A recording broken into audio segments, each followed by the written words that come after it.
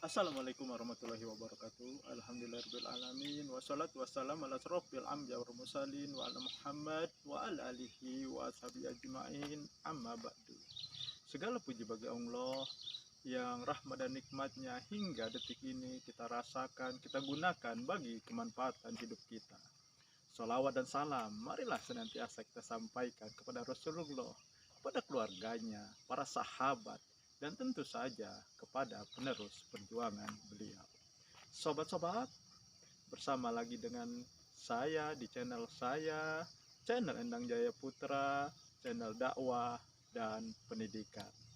Sobat-sobat, kali ini yang ingin saya bicarakan, yang ingin saya sampaikan, yang ingin saya ungkapkan adalah mengenai kenapa umat Islam sulit untuk bersatu, sulit untuk kompak, sulit untuk satu tujuan.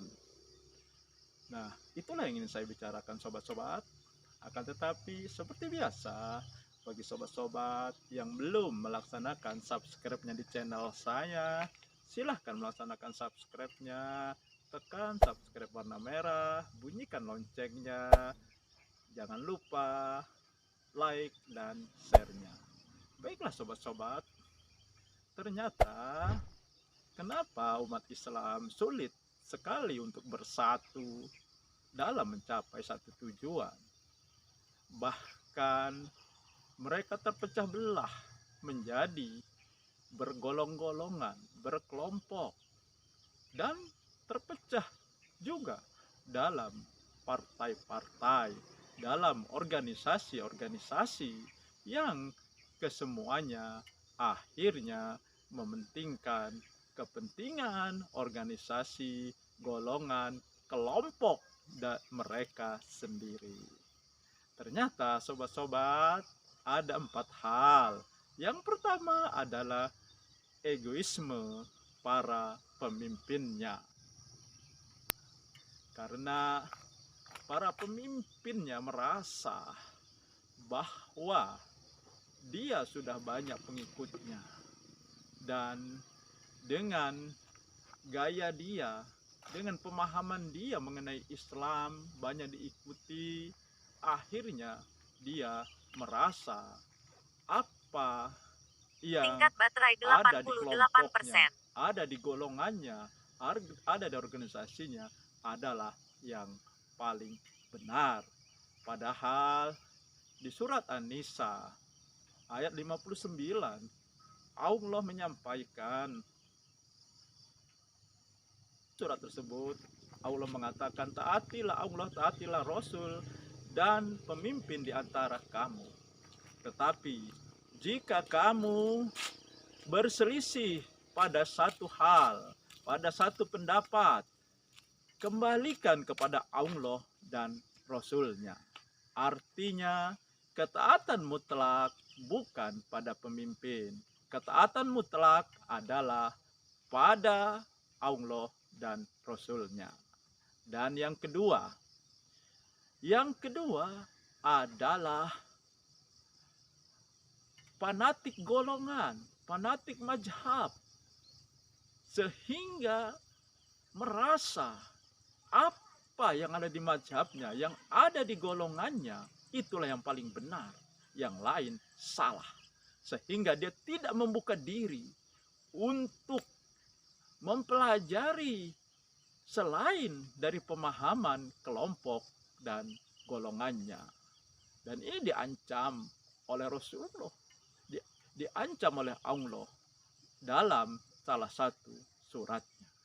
Dan yang ketiga adalah rasa gengsi. Gengsi untuk mereka pahami yang ternyata salah dan beralih kepada yang benar.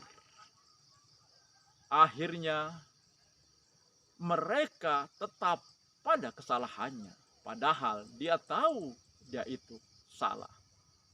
Mereka bangga dengan golongannya, bahkan mereka bangga dengan bapak-bapak mereka, nenek-nenek moyang mereka, karena sudah menjalankan tradisi yang selama ini mereka jalani. Dan yang keempat adalah penyakit wahad. Inilah penyakit yang paling berbahaya yang membuat umat Islam sampai hari ini tidak punya kekuatan. Umat Islam menjadi lemah.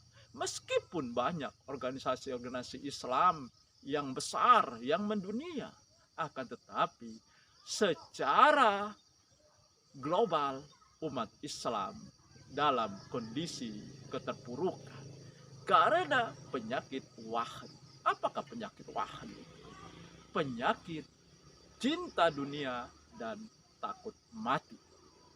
Nah, karena cinta dunia, akhirnya organisasi-organisasi besar tidak berani menyuarakan kebenaran, tidak berani untuk menyampaikan yang hak, karena takut kehilangan asetnya, takut kehilangan aksesnya.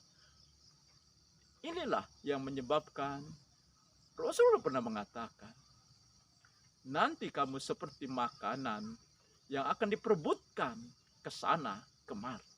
Salah satu sahabat bertanya, apakah saat itu kami sedikit ya Allah? Tidak, kamu banyak, kamu yang mayoritas, tetapi kamu seperti buih di atas air. Kenapa seperti itu? Karena kamu dimasuki, dihinggapi penyakit wahan. Penyakit wahan tertanam dalam hati kamu. Dan apakah penyakit wahan itu? Yaitu cinta dunia dan takut mati. Inilah 4 hal yang menyebabkan sampai hari ini sobat-sobat umat Islam tidak bersatu, tidak kompak, terpecah-pecah menjadi beberapa organisasi, golongan-golongan, bahkan dalam mazhab. Padahal kalau kita kembali kepada Al-Quran dan hadis, maka umat Islam akan bisa bersatu. Akan tetapi 4 hal tadi yang menghalangi umat Islam untuk berpedoman pada satu hal, pada 2 hal yang ditinggalkan oleh Rasulullah, yaitu kitabullah dan sunnahku. Demikian sobat-sobat yang saya sampaikan. Semoga ini bermanfaat dan bisa memberikan pencerahan bagi kita semua. Karena persatuan umat Islam sangat kita dambakan. Tanpa persatuan tidak ada kekuatan apapun. Tanpa persatuan tidak akan apapun, tidak satu pun yang bisa kita capai. Nasrul minal qarib. Wassalamualaikum warahmatullahi wabarakatuh.